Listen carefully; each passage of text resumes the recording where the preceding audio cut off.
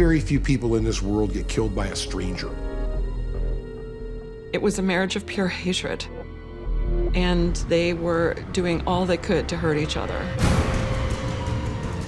We got the comment that one of them's going to kill the other one. I opened the body bag. Very obviously, this is a human leg. Despite the fact that there was a lot of suspicion, there wasn't a lot of evidence. Nobody saw anything.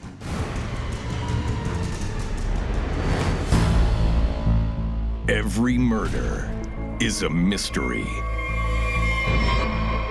But a victim's body is a sea of evidence. Every fiber is a clue. Every wound, a piece of the puzzle.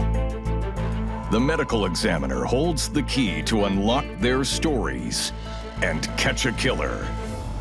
This is Secrets of the Morgue.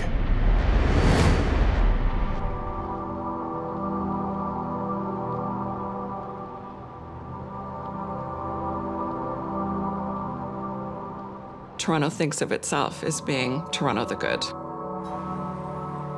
Kind of a safe place where you can walk on the street at night and everything is fine.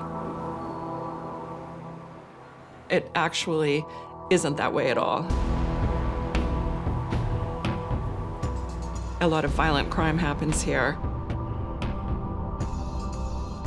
When you leave Toronto, the Burlington Bridge connects Toronto and the GTA to the Niagara region,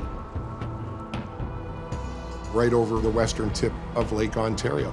It is a very, very busy bridge.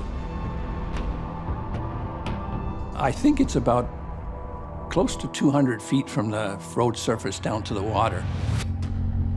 The bridge is a landmark for the Toronto area. And one day in January, children walking below it discover the unthinkable. In the afternoon, right around the rush hour, I received a call that a portion of a leg had washed ashore. Mark Mendelson is one of the first detectives to inspect the grisly remains. It was a fair size, and it was a type of situation where you could look at it and know that this was not a disarticulation of the body part through natural process in the water, that this leg had been removed.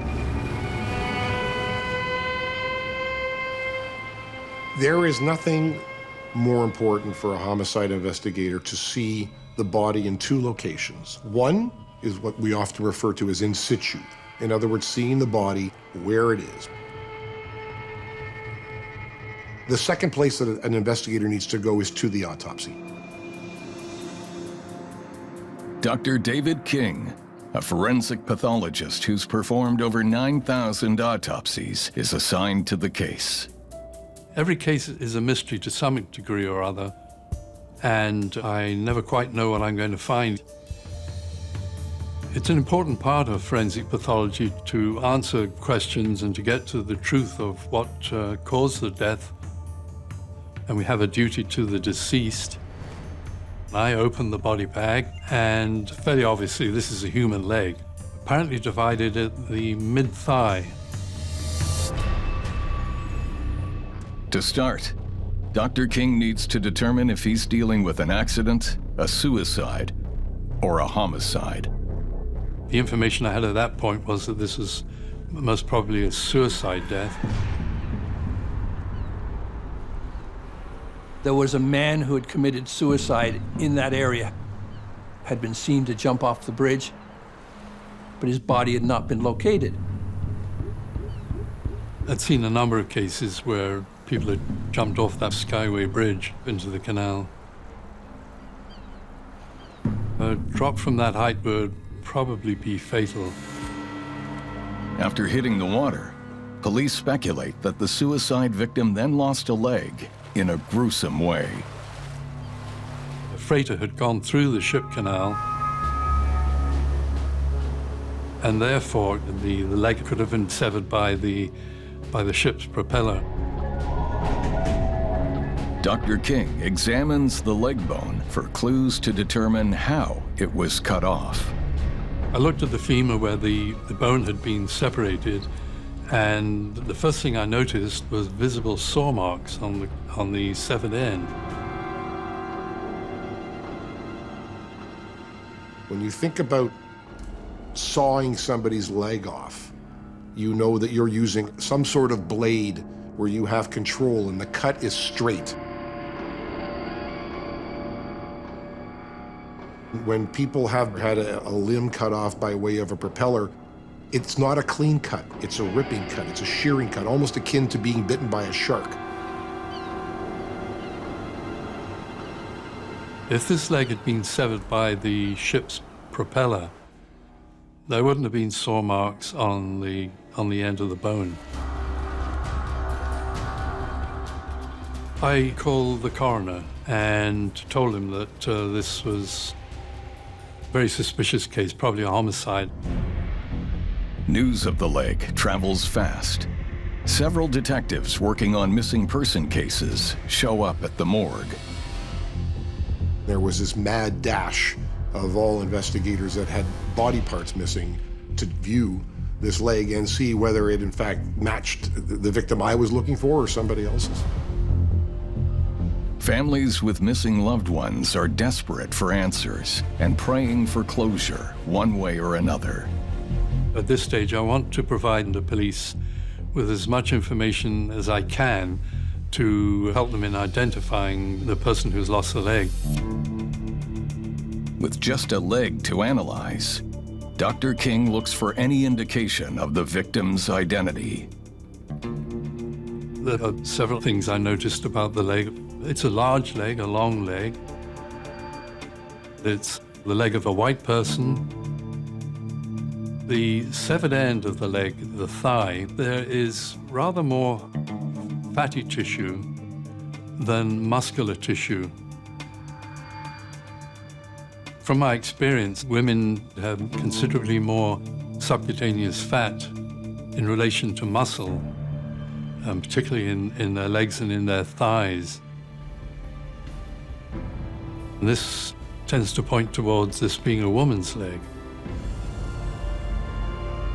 Detectives attending the autopsy have their first clue.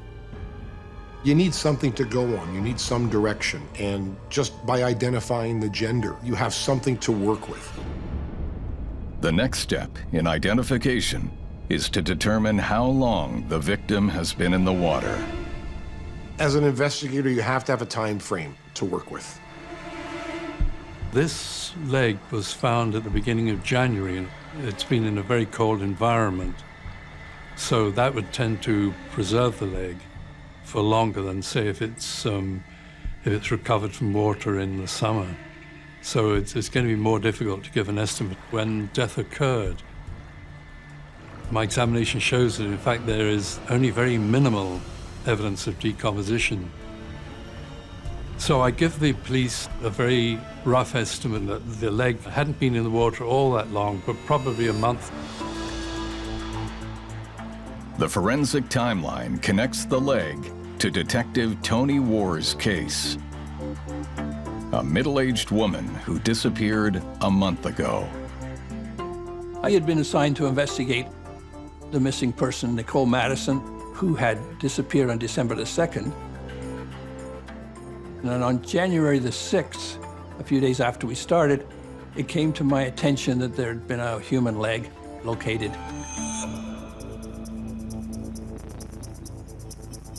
I started with the Toronto Police Homicide Squad in 1980. I just always aspired to be a homicide detective. It's a bigger challenge than any other investigation because your victim is unable to communicate to you. In all other crimes, the victim can tell you what happened. So the circumstances of how the person met their death are a mystery until you figure out from the clues at the scene. Dr. King continues his autopsy on the leg, revealing even more similarities to Detective Warr's missing person. By looking at the epiphyses, these are the ends of the bones at the joints, to see whether they're completely fused with the shafts of the bones, because up until about the age of 20, the early 20s, that you can still see some separation of the epiphyses. And in this case, they were well fused, so this appeared to be an older adult. The forensic clues all suggest that Nicole Madison could be the victim. Nicole was 52 years old. She was a fairly large woman. She was 5'10", not overweight, but a heavily built woman. She was a mother. She was a homemaker and a grandmother. She looked after her grandchildren. She was a corrections officer, so I think she was multifaceted, but overall I would say pretty strong, pretty tough. It's very difficult to look at a missing persons case and say, this person has been a victim of foul play. So this was why I had to keep reminding myself not to get tunnel vision, that there was still a lot to do and quite possibly she could show up any day now. I don't know how to describe the feeling, but I thought that that was her leg. But I needed to prove it. But the investigation into Nicole's disappearance has a twist. Her husband is David Madison. He's a police sergeant at 52 Division in Toronto. Investigating a police officer, whether you work with them or whether you work for the same police service as them or whether they work in a different service, is very difficult. And the reason is that police officers are kept to a higher standard. They are in a position of authority. They are in a position of trust. And even though these expectations are placed upon you, they're not superhuman individuals. And they have frailties, and they have problems. It's a difficult concept to wrap your head around, but it happens. Police investigating police would make it a very different investigation. Toronto police are investigating the disappearance of Nicole Madison. Detective Tony War's first person of interest is her husband, Sergeant David Madison, a fellow police officer. David said they met in France when he was with the military, and they'd been married in France and been married for about 30 years. He said they had a rocky marriage. They fought often and they argued a lot. Nicole was trying her best to keep her life together under very, very trying circumstances. The marriage had completely kind of deteriorated, and they were living very separate lives. Nicole had moved into a house in Fonthill, a small town near Niagara Falls, leaving David the family home in Toronto, 80 miles away. Moving into the house was a fresh start for her. And for her to have a house of her own, I would say, was a fortress for her. Detective War asks Madison, when was the last time he saw his wife? That was December the 2nd. It was about 2 o'clock in the afternoon.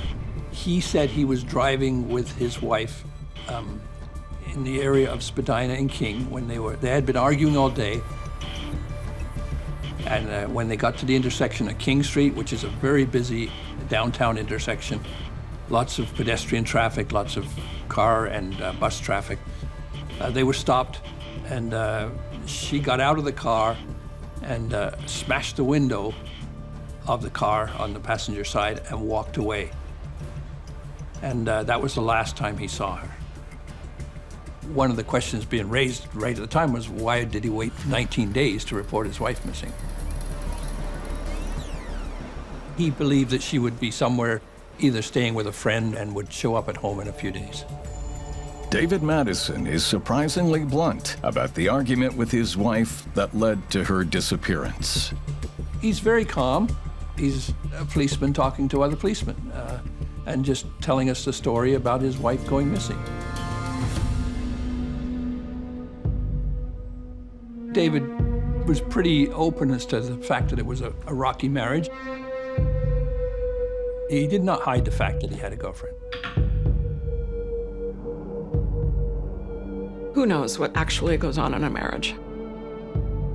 David made no secret of the fact he was having an affair. In fact, he tortured Nicole with that knowledge.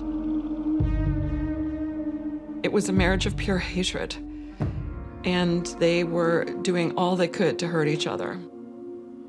The affair was a good weapon. Detective War asks Madison if there's any reason Nicole could be in danger, and gets a disturbing answer. He was saying he believed that she'd gone down to Niagara Falls and jumped in. He said that if she ever did commit suicide, that's how she would do it.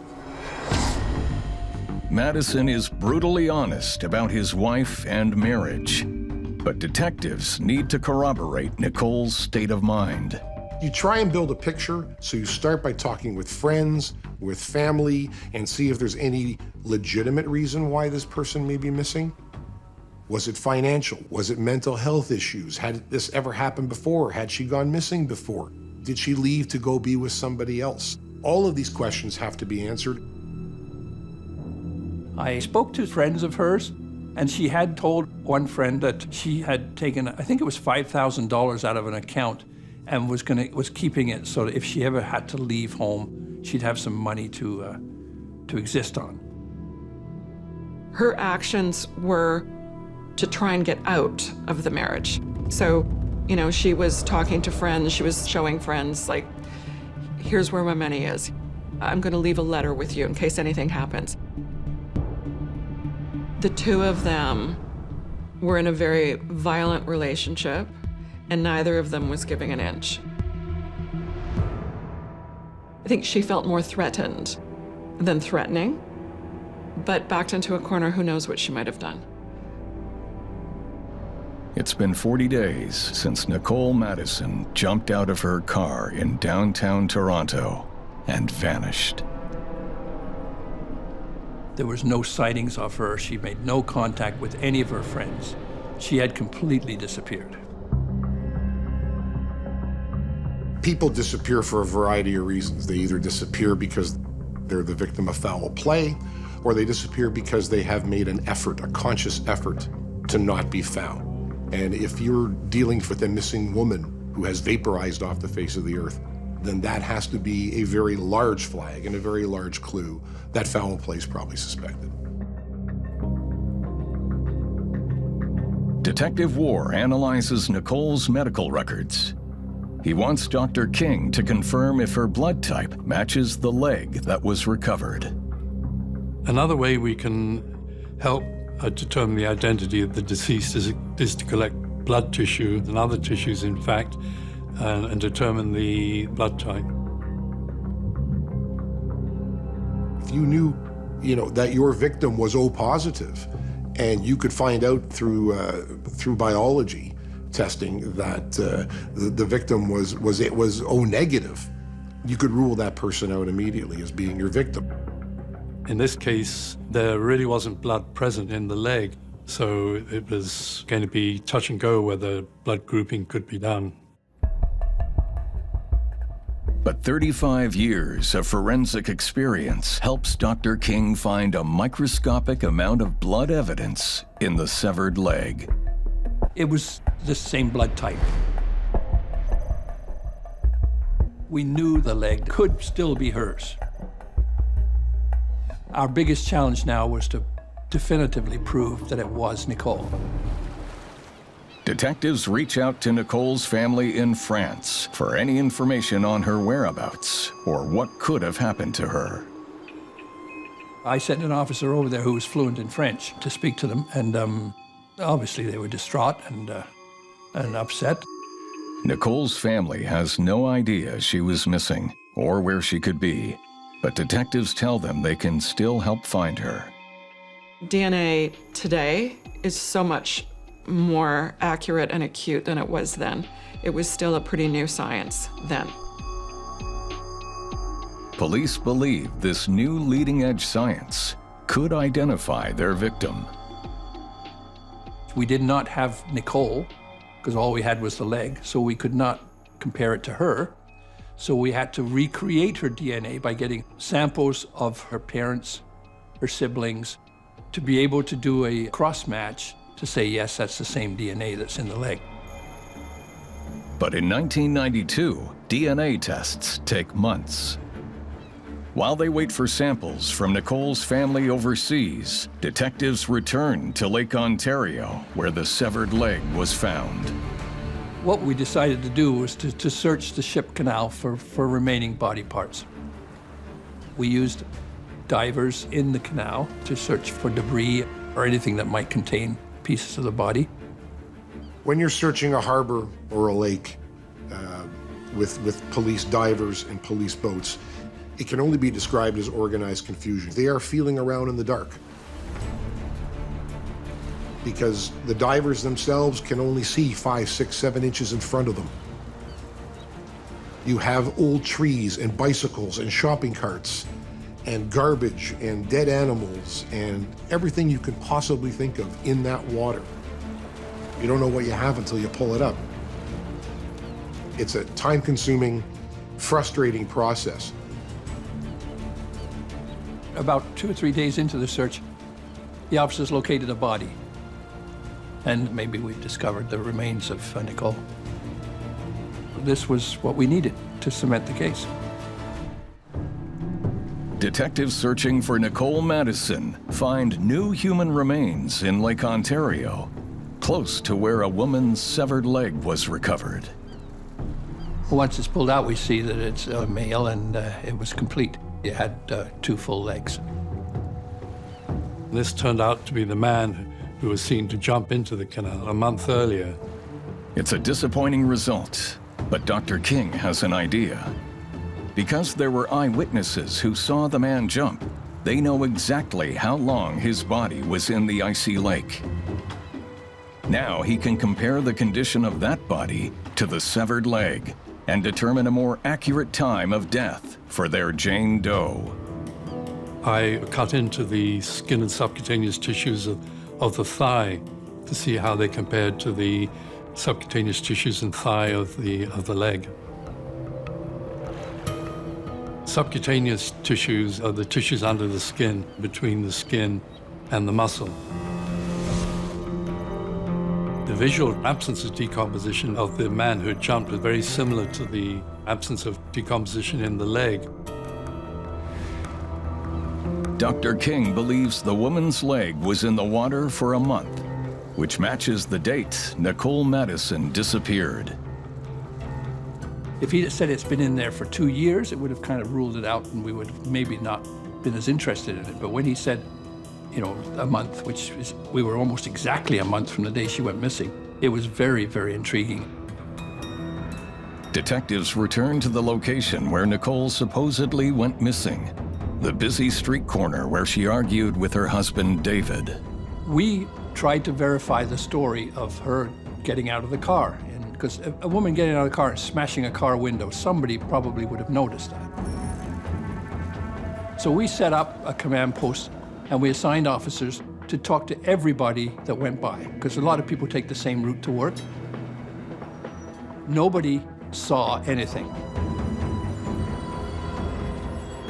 Detectives are worried. One of their own is not telling the truth. David's explanation of things didn't really add up. He was behaving really suspiciously. It helped reinforce our belief that it didn't happen the way that David Madison had told us it would happen. Very few people in this world get killed by a stranger. Stranger on stranger murders are rare. Most people are killed by somebody they have some association with, that they know them at some level. Detective Ward doesn't plan to let anyone, especially a police officer, get away with the murder. He digs deeper into the Madisons' relationship, looking for a motive. There was a marriage counselor that David and Nicole had seen, and we had that doctor interviewed. And were given information about the state of the marriage. It's from that interview that we got the comment that one of them is going to kill the other one sometime.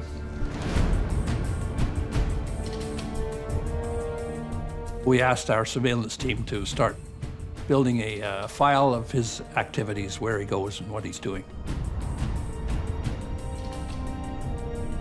The motive for the surveillance is to not necessarily keep track of the person, but to learn the pattern of their behavior. I applied for and got a judicial authorization to intercept his telephone calls so that we could keep track of what he's doing and what he's telling people. They also want to search the car Madison claims Nicole jumped out of in downtown Toronto. According to David, the car they were driving was her car. So we obtained a search warrant to seize the car and examine the car. The vehicle is found abandoned in a cornfield north of the city. David Madison has a curious explanation for the condition they find it in. He was visiting his parents. Now, while there had been a fire started, which he blamed on his grandson. He said he was playing with matches and he set the car on fire. My immediate reaction was it was an attempt to destroy the car.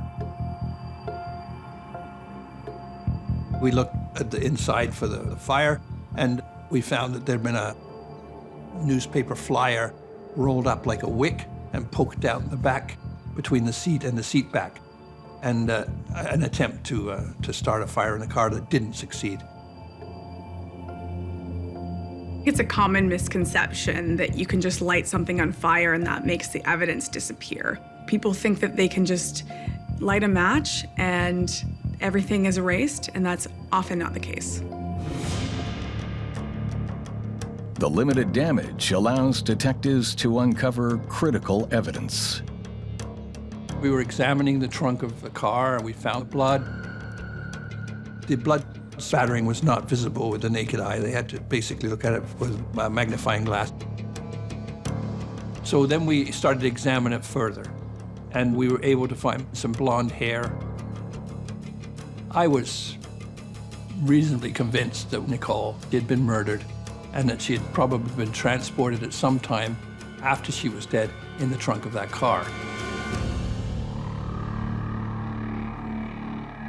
But the challenge now was to prove that. Detectives know blood spatter alone won't catch the killer. They need more direct physical evidence. Investigators turn to Dr. King. If he can identify the saw used to sever the leg, it would give them another key piece of evidence to search for.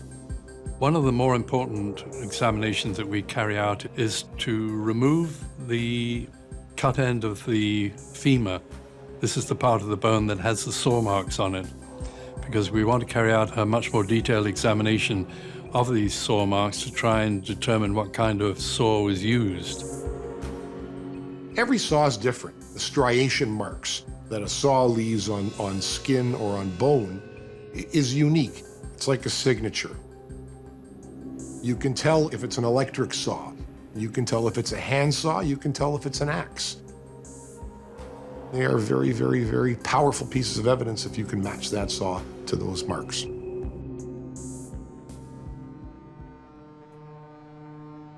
I confirmed that there were what appeared to be saw marks on the bone.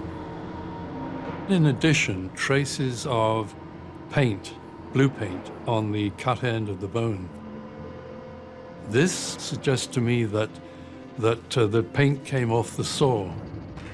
And I knew from buying various tools that very often the blades are painted in one color or another. I concluded that it was probably a hacksaw.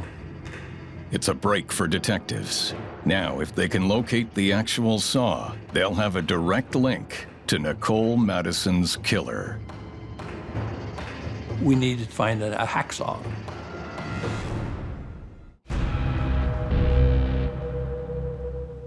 Toronto police suspect David Madison killed his wife Nicole and then dismembered her with a hacksaw.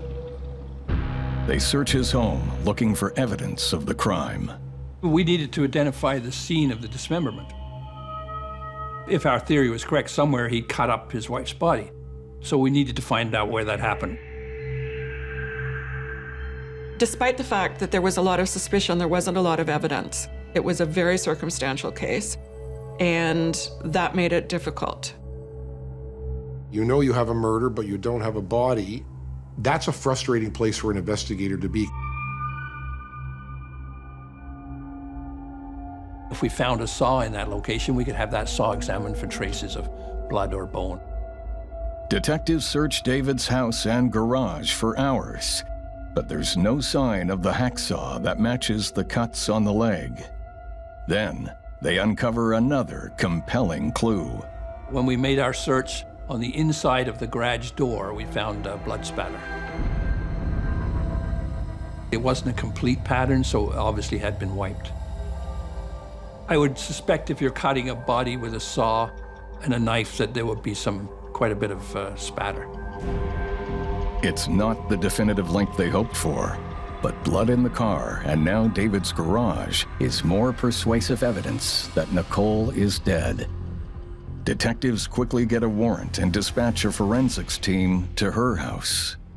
The search we conducted at Nicole House in Fonthill took more than a week because we were not only searching for forensic evidence, we were searching for any kind of evidence that we could use in furthering our case. In the garage, in the back wall, we found some blood spattering there as well. I was speculating that the car would have been backed into the garage, the trunk opened, and then the body carried and put in the trunk. And it would cause some kind of blood spattering because there was bleeding. Detectives want to compare the blood from both Madison homes and the burned-out car with the severed woman's leg. I think if police find some blood in an area that they think could be a crime scene, there's a presumption that it's the answer. And it's not necessarily going to be the answer. They might not even be able to use it. It can be potentially very hard to match that blood up to anything meaningful, find out who it's from, and it might not even be relevant to the case. With almost no blood in the leg, investigators must look for another source of DNA to test. The first sampling didn't give us enough material because there was very little blood in the leg. So they had to sample the bone to try and derive DNA from that.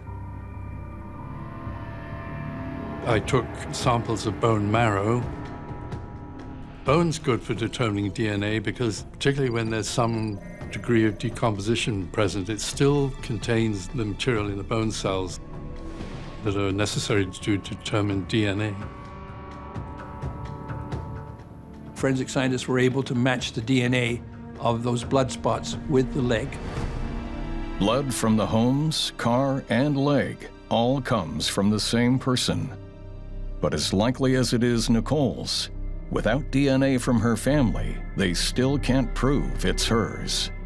You're waiting for the body to talk to you. You're trying to learn what you can from that piece of the body that you have. As an investigator, it is extremely frustrating when you're being so painstakingly careful to try and cover off every base, but you're running out of clues, you're running out of ideas, and you're running out of people to talk to. Then, another body part washes up on the shore of Lake Ontario. This is the left arm from a white person. It appeared to me probably female. There was a little more advanced decomposition changes. When I started to dissect the arm, I noticed early changes of adipocere in some of the tissues beneath the skin of the left hand, which had not been present in the leg. Adipocere is a change that occurs after death under certain conditions. It's a process that takes time to develop and occurs when it's cold and damp, and it causes the tissues in the body to have a waxy appearance. A body that has adipocere tells you that they had been dead for quite some time. The formation of adipocere in the arm, but not the leg, functions as a forensic timestamp. And this suggested to me that the arm had been put in the water at about the same time as the leg. The closer Dr. King looks, the more similarities he finds between the arm and the leg. One of the first things I noticed is that there are saw marks on the cut end of the humerus, the bone of the upper arm. And I saw traces of blue paint. This was confirmation that this arm probably came from the same victim as the leg. Dr. King now has another piece of a horrific puzzle, but it's not his most disturbing find. The tips of all the fingers of the left hand have been cut off. This is obviously highly suspicious and should suggest that they have been removed to make identification much more difficult. When you cut the fingertips off a victim, you think that you're going to get away with it. This is a killer who believes that they're able to cover their tracks.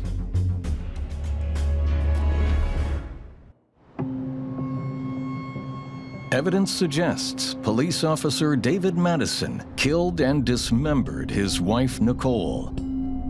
But detectives still can't prove she's actually dead. The fact that there was no body made it a difficult murder case. And the fact that science didn't help police then, as it would help them today, made it a difficult case. We didn't know that the leg was Nicole's. We were very suspicious, but we hadn't proved it scientifically yet. Investigators hope that DNA from Nicole's immediate family in Europe will finally solve the mystery. It took us 1 or 2 months before we could actually get the samples from France. The DNA studies that were carried out on the samples that I took from the left leg, by comparing the DNA from the leg with relatives of the deceased in France, enabled police to confirm the leg belonged to Nicole Madison. We had the DNA, and the chances of this being other than Nicole Madison's leg is like 2 billion to 1. We now have a body, and we have what we believe to have been a murder. So we had enough grounds to then arrest him.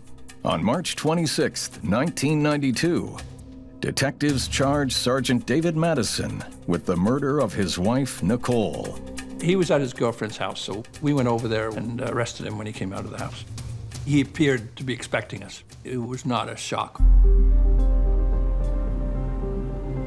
In custody, Madison stuns police by confessing to the crime. A confession is always surprising. It doesn't happen a whole lot. I think that things were unraveling for him, and there wasn't really a lot of room for him to maneuver anymore. And I think that guilt was preying on his mind. As part of his confession, David explains how and why he killed Nicole. On the morning of December 2nd, they were arguing at their house in Fonthill. It was a fairly heated argument. He said that she came at him with a knife and that his service revolver was nearby. He reached out for it and shot her in the chest, and that she died from that. David took the body to the car and put her in the trunk of the car and then drove to his house. And that's where he dismembered her. He put plastic around in the garage to catch most of the blood spattering. That's why we didn't find much.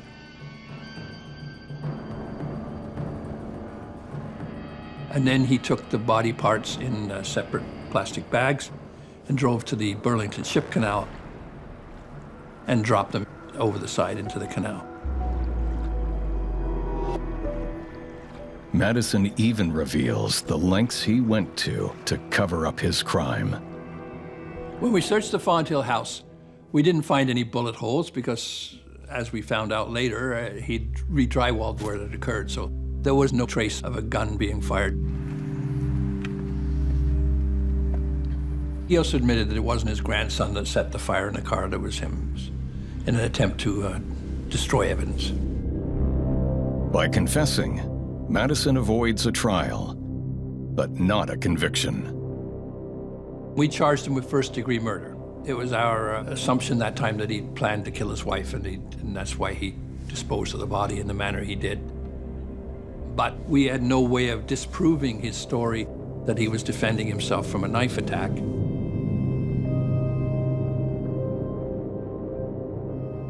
The indications were she was violent as well.